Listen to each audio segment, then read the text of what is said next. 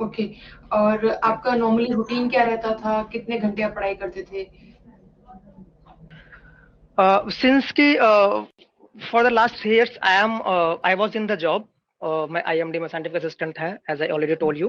तो उसके साथ थोड़ा टाइम मैनेज करना मुश्किल होता था। बट उसके पहले भी करीब 1 डेढ़ साल तक मैं दिल्ली में था, तो वहां पे मैंने रूटीन ढंग से बनाया था, स्ट्रिक्टली उसको फॉलो करता था, करीब 8 से 10 घंटे पढ़ाई करता था नॉर्मली, क्योंकि वहाँ कुछ और काम होता नहीं था करने को।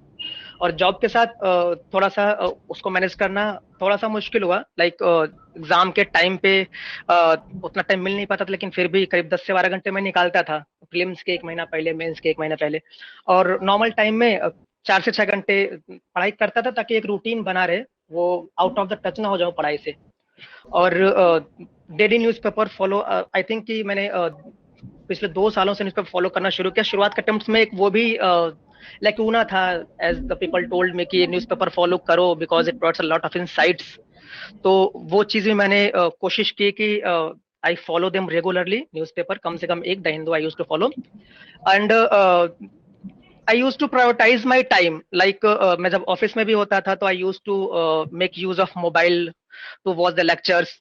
और कभी भी जैसे टाइम मिलता था ट्रेवलिंग के टाइम पे, तो उस टाइम पे मैं MCQ वगैरह सॉल्व करता था नॉर्मली, ताकि जो वो टेबल पे बैठ के पढ़ने वाला टाइम मिले, वहां पे मैं थोड़ा सा सीरियसली स्टडी कर सकूं। बाकी जो रिवीजन वाला काम है वो ट्रेवलिंग करते टाइम, ऑफिस में रहते टाइम, किसी से बात बात करते टाइम, तो वो चीजें थोड़ा सा टाइम निकालना पड़ता है।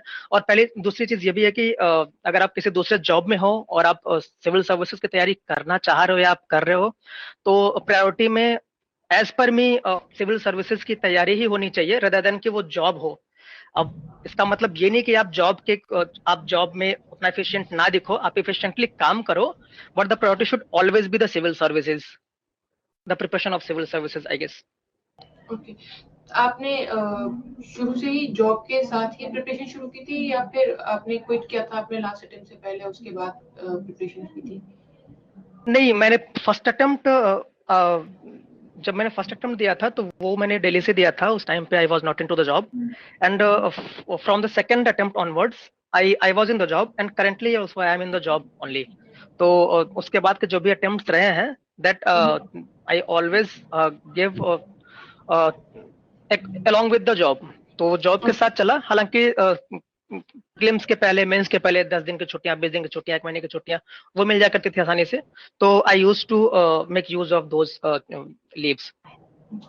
आपका क्योंकि आप जॉब कर रहे थे, तो ऐसे में आपने कहीं से कोई कोचिंग, कोई ऑनलाइन कोर्स, किसी कोचिंग के साथ आपने कोई सपोर्ट लिया या हेल्प लिया? अब सिंस कि I have been through this journey for so long time, like 4 साल से मैं तैयारी कर रहा हूँ। तो throughout my preparation phase कई सारे कोचिंग्स के साथ मेरा एसोसिएशन रहा है। लाइक शुरुआत में आई टुक कोचिंग फॉर ज्योग्राफी ऑप्शनल, और उसके बाद मैंने मेंस के टाइम पे टेस्ट सीरीज मैंने कई कोचिंगों से ली, जीएस के टेस्ट सीरीज, ऑप्शनल के टेस्ट सीरीज, एसए का अलग से टेस्ट सीरीज। तो वो टेस्ट सीरीज चला as as a sign of coaching के साथ एसोसिएशन। उसके बाद इंटरव्यू के टाइम पे interview guidance programme. And as far as the core GS coaching is concern, I didn't took any coaching, I didn't take any coaching. Okay. ये बताइए कि बहुत सारे स्टूडेंट्स होते हैं जिनको लगता है कि शायद पॉसिबल नहीं है एग्जाम्स को निकालना विद जॉब, तो आप ऐसे स्टूडेंट्स को किस तरह से सजेस्ट करेंगे कि how they can manage their time, क्योंकि time management is an issue. आप क्योंकि आपने वो स्टेज देखा भी और आप सक्सेसफुल भी हुए, तो you will guide them better. I think कि क्लैरिटी होना चाहिए आपके माइंड में कि आप सिविल सर्विसेज करना चाह रहे हो कि नहीं। लाइक मेरे अंदर शुरू से क्लैरिटी थी कि I want to join civil services, और चूंकि फाइनेंशियल प्रॉब्लम्स, कंडीशंस ऐसी थी कि बहुत ऐसा था नहीं कि मैं दिल्ली रह के कोचिंग वोचिंग कर सकूं और लगातार पढ़ सकूं। तो आई टुक द जॉब, लेकिन back of the mind I always thought कि I am taking this job not because कि I want to settle in this job, but because कि I want to make myself financially independent. उससे क्या है कि confidence बढ़ता है, और उसके बाद आप थोड़े से मतलब कि बेटर प्लेस्ड होते हो, अपने कॉन्फिडेंस को आप बूस्ट कर पाते हो। और घर से जो एक हमेशा रहता है कि आप घर से इतने दिन से पैसे मांग रहे हो, सपोर्ट ले रहे हो, तो वो एक एस्पेक्ट थोड़ा सा कमजोर होता है, तो आप थोड़ा सा अच्छा परफॉर्म कर पाते हो। And as far as time management concern, तो मैंने पहले बताया कि प्रायोरिटी में आपको सिविल सर्विसेज का प्रिपरेशन रखना पड़ेगा। आपको जब भी टाइम मिल रहा है, अगर आपको वीकेंड में टाइम मिल रहा है 2 दिन का, तो वहां पे आपको करीब 12-14 घंटे पढ़ाई करनी पड़ेगी। लाइक मेरा जॉब शिफ्ट वाली ड्यूटी थी, तो कभी नाइट ड्यूटी, कभी मॉर्निंग ड्यूटी, कभी इवनिंग ड्यूटी, तो I use to prioritise my time, और मेरा टाइम टेबल भी काफी फ्लेक्सिबल था। हर चौथे दिन मेरी नाइट ड्यूटी हुआ करती थी, तो मैं नाइट में I use to solve test papers, और जब मेरी दिन की ड्यूटी हुआ करती थी तो I use to revise the things. तो मैंने कई सेक्शंस में अपने टाइम टेबल को डिवाइड कर रखा था through out my preparation phase.